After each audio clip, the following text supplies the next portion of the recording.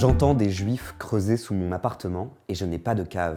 Je vous jure que c'est vrai. Mais que s'est-il réellement passé à New York? Depuis plusieurs jours, des vidéos amateurs inondent nos réseaux sociaux. Le décor? Un lieu bien connu des juifs du monde entier, presque mythique, le 770 Eastern Parkway, l'ancienne maison du rabbi de Lubavitch et l'actuel siège du mouvement Chabad. Le 8 janvier au soir, des dizaines de policiers new-yorkais ont investi ce lieu emblématique pour déloger de jeunes Lubavitch de tunnels. Donnant directement sur la rue, traversant les sous-sols des bâtiments du bloc pour rejoindre une pièce adjacente à la grande synagogue, ce petit réseau de tunnels a été construit en 6 mois, en secret et dans la plus grande illégalité. La réaction officielle ne s'est pas fait attendre. Dès la descente des policiers, le quartier général Chabad condamnait la construction illégale de ces tunnels, qualifiant l'acte de vandalisme. Selon les dernières informations, c'est l'organe officiel du mouvement Chabad qui a tenté de reboucher ces tunnels via une entreprise de BTP. L'affrontement avec la police découle de la résistance de ceux qui les ont creusés. Lundi soir, 12 personnes ont été arrêtées par la police new-yorkaise à la suite de ce qui pourrait s'apparenter à une petite émeute. Ce fait divers provoque,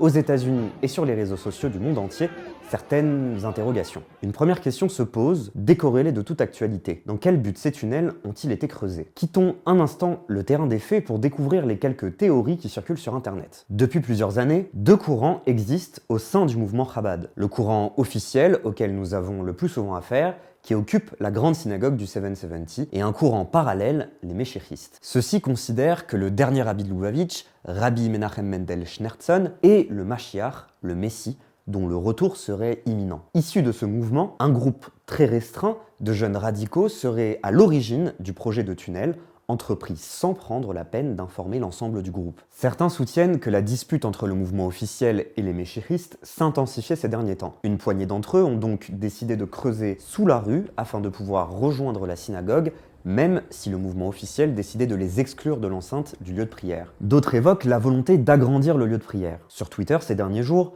on trouve des projections 3D de ce qu'aurait pu être cet agrandissement de la synagogue. Cette annexe est, selon certains commentaires de méchéristes sur internet, un projet divin censé accélérer le retour du Mashiach. Avant sa mort, dès 88, le rabbi de Lubavitch avait d'ailleurs déjà posé la première pierre d'une extension finalement avortée. Cette marloquette ou divergence d'opinion au sein du mouvement Lubavitch est donc exposée publiquement depuis plusieurs jours. Mais au-delà du bras de fer entre le petit groupe d'extrémistes et les Gabaïm, les gestionnaires de la synagogue, cette publicisation a d'autres conséquences. Cette affaire nourrit, depuis les premières minutes, une vague complotiste sur les réseaux sociaux. Quelques théoriciens fumeux profitent du buzz pour poster des dizaines de photos de juifs ultra-orthodoxes serrant les mains des dirigeants politiques du monde entier. La suggestion est évidente. Ceux qui sont à l'origine des tunnels du 770 feraient également partie d'un lobby mondial et surpuissant. De l'autre, des antisionistes s'insurgent. Pourquoi les tunnels sous la synagogue seraient-ils pas eux aussi qualifiés de tunnels terroristes comme ceux du Hamas? Un antisémitisme plus classique, issu du Moyen-Âge,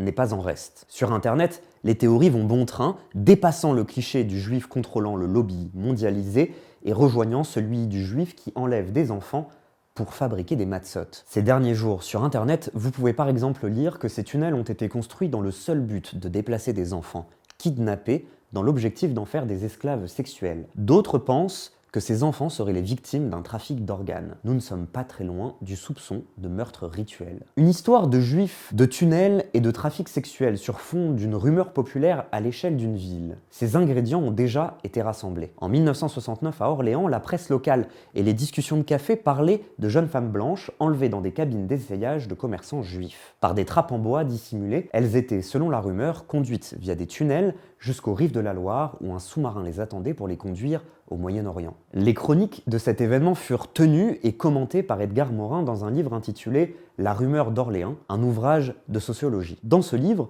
on y suit la création et le développement de ce qui va devenir une rumeur antisémite à partir d'un non-événement. Que ce soit au Moyen-Âge, à New York en 2024, dans les livres d'Albert Cohen ou à Orléans en 1969, des juifs circulant dans des tunnels sous terre sont l'objet incarné du préjugé du juif occulte. Un terrain parfait pour la résurgence d'un antisémitisme moyenâgeux.